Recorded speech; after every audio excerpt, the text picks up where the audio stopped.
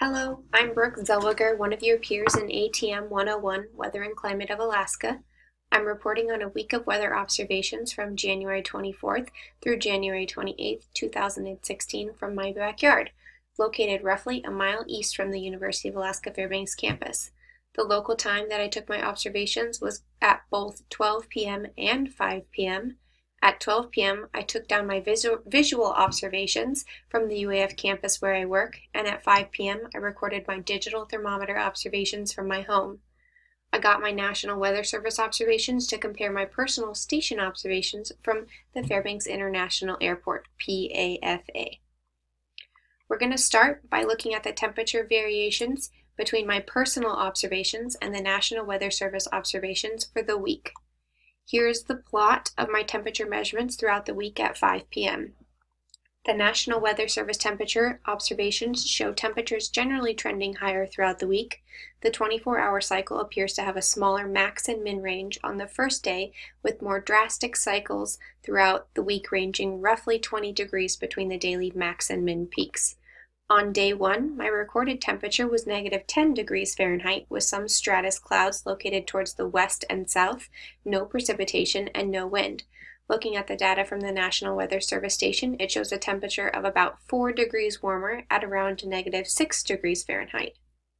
On day 2, my recorded temperature was 5.5 degrees Fahrenheit with clear skies, no precipitation, and no wind. The data from the National Weather Service station shows a temperature of about 1.5 degrees warmer at around 7 degrees Fahrenheit. On day 3, my recorded temperature was at 17 degrees Fahrenheit. The skies were overcast with stratus clouds, a slight breeze of 1 on the Beaufort scale coming from west of north, and no precipitation. The National Weather Service station shows a temperature of about 1 degree warmer at around 18 degrees Fahrenheit. On day 4, my recorded temperature was 21.5 degrees Fahrenheit, again with overcast skies containing stratus clouds, a slight breeze of 1 on the Beaufort scale coming from west of north, and no precipitation. The data from the National Weather Service station also shows a temperature of around 21 degrees Fahrenheit. On day 5, my recorded temperature was 14 degrees Fahrenheit with overcast skies containing stratus clouds, a slight breeze of 1 on the Beaufort scale coming from west of south, and no precipitation. The data observed at the National Weather Service station showed the temperature to be about 2 degrees cooler at 12 degrees Fahrenheit.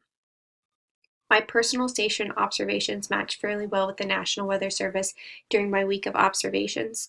The maximum minimum temperatures I recorded stayed within the same range of the National Weather Service, with some slightly higher maximum temperatures recorded by them from the 25th through the 27th. But overall, there's a warming trend reported by both my personal observations and the National Weather Service, with a slight decrease in temperature on my last day of observations.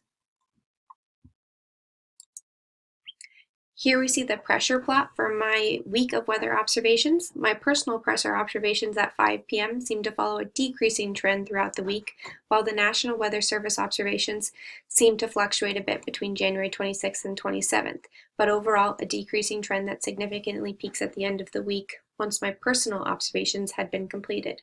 On the first day, the barometric pressure I viewed was 1,000 millibars, or 29.5 inches of mercury, which was slightly higher than the National Weather Service, who reported pressures of 996 millibars. On the second day, it dropped to 993 millibars, or 29.3 inches of mercury, which again was slightly higher than the National Weather Service, who reported pressures of 987 millibars. The next day, it had a slight drop to 990 millibars, or 29.2 inches of mercury, which showed a slight difference from the National Weather Service, who reported pressures of 988 millibars. The fourth day, I saw another drop to 983 millibars, or 29 inches of mercury, which differed from the National Weather Service, who reported pressures of 975 millibars. On my final day of observation, the barometric pressure remained the same as the previous day, 983 millibars, or 29 inches of mercury, while the National Weather Service reported pressures of 977 millibars. According to my observations, we see a low pressure system moving through the week, where the National Weather Service shows varying low and high pressures with a significant high pressure change on the 29th. Moving on to the TV weather maps for my week of observations. On January 24th, here we have the TV weather map showing the surface weather conditions.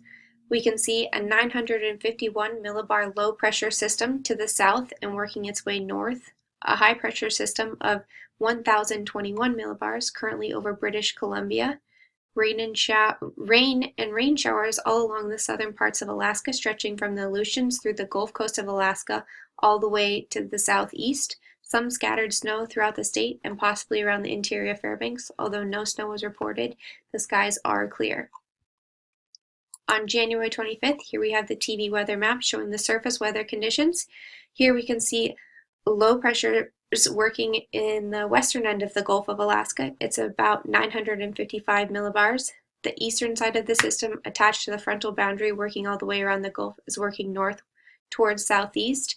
Currently, Fairbanks shows no significant weather and no clouds, which can be depicted by the darker areas across the state.